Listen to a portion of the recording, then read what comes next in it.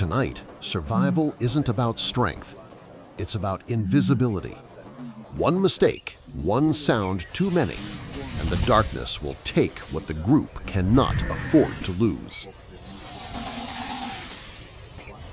4,700,000 years ago, the world is changing. Forests are thinning, open spaces are expanding, and every day becomes a constant negotiation between food, water, and teeth. These early hominins are small, vulnerable, yet capable of learning quickly. They stay alive only if they can read the land like a map and read each other like an alarm signal. Food isn't hunted. Not yet. Food is found. Roots, insects, hard seeds, old fruits, eggs when luck grants a truce. Because hunger doesn't always kill quickly. First, it makes you slow. And here, being slow means being chosen. If you're enjoying this journey into the past so far, leave a like and write in the comments, "Survival." I want to know how many of you would make it to sunset in a world like this. They move early, when the air is cold and shadows cover mistakes. They avoid open spaces, and when they must cross them, they do it like walking on glass. Few steps, quick, without hesitation. One adult leads, another closes, the youngest in the middle. It's not affection, it's strategy. Danger doesn't always arrive with a roar. Sometimes it arrives with silence. Birds stop singing. Monkeys freeze in the trees. The wind carries an acrid, warm smell. That's when they stop. They listen. They look sideways, behind, above. In a world like this, sight isn't enough. But there's an even more unpredictable danger, another group. When they cross paths near food or water, the air changes. They study each other, they count members, assess strength. Sometimes one retreats, other times conflict erupts, pushing, biting, strikes with sticks. Those who lose abandon the territory. Those who win still pay a price. Wounded, wasted energy. And you? Would you give up territory to save the group? Or would you try to fight? Write it in the comments. Water is life, but water is also a trap. Pools are stages where predators never miss. Approaching means exposing yourself, losing control for a few seconds, and a few seconds is all it takes. Before drinking, they observe. They search for fresh prints in the mud. They notice that the grass is bent. Someone stays back, watching. They divide into roles. One watches the water, one the land, one the sky. Because death also comes from above. Sometimes they throw a stone. The splash breaks the quiet and can betray something hidden. They wait. If nothing moves, they drink quickly, in turns, never leaving everyone with their heads down at the same time. There's no relaxation. There's only the awareness that the line between drinking and disappearing is thin. During the dry season, pools become mud, then cracks. The group must venture farther. Thirst becomes an invisible predator. It doesn't chase you, it consumes you from within. Those who fall behind often don't return. And then there's fire. Not domesticated fire, not yet. But lightning ignites the grass, leaving behind blackened land where it's easier to find carcasses, bones, remains. After a fire, the savanna becomes more readable, but it attracts everyone, predators and prey together. Some have learned to follow the smoke, not too close but close enough to arrive when the flames have died.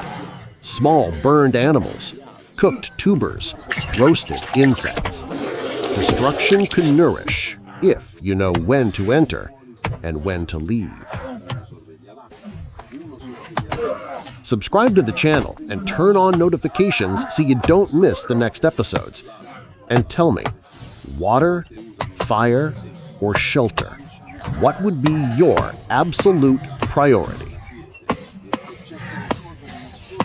The real advantage isn't in the muscles, it's in the group. Alone, they're vulnerable. Together, they become a larger organism. Cooperation isn't romanticism, it's social technology. One person's mistake can become everyone's end. When they find food, they carry it to cover. Eating takes time, and time is noise. Even the poorest feast can become an invitation. That's why they choose places where they can see far and climb high. Trees are emergency exits. And the night. Night is another world. In darkness, fear changes form. Sounds become louder. Every rustle seems like a step. They seek height, trees, rock walls. They huddle close to reduce the space to slip into. The group becomes a barrier. Sometimes danger comes anyway. A predator circles around, sniffs. The youngest tremble. An adult holds their breath. Survival isn't spectacular action. It's endurance. It's staying still when every fiber of your body wants to run. And when an infant cries, the sound spreads through the darkness like a beacon. The mother covers it, holds it tight, but the damage is done. The group holds its breath. They wait, and when minutes pass without attack, the relief is so strong that someone trembles. That night, the infant put everyone at risk, but the group chose to protect it anyway, because without the young, there is no future. Within this harshness, new things are born.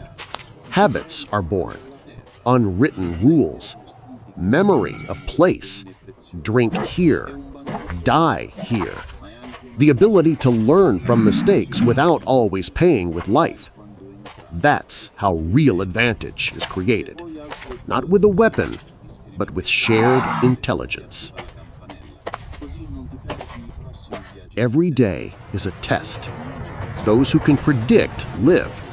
Those who can cooperate live. Those who can stay calm when everything inside screams live. It wasn't the strongest who endured. It was the most attentive. Because 4,700,000 years ago, you don't need to win against nature. You just need to avoid losing today. Another day. Another sunset. And in this silent, harsh, almost invisible repetition, what we will one day call humanity is slowly born. If this journey moved you, share the video. And you, would you survive? Tell me in the comments. Everyone came across danger. Not everyone survived. And one stone in the hand is still not complete understanding. But it's a beginning. Yes, this is a beginning. Every day is a test. Those who can predict live. Those who can cooperate live. Those who can stay calm when everything inside screams live. It wasn't the strongest who endured. It was the most attentive. Because 4,700,000 years ago, you don't need to win against nature. You just need to avoid losing today. Another day. Another sunset. And in this silent, Harsh, almost invisible repetition, what we will one day call humanity, is slowly born. If this journey moved you, share the video. And you, would you survive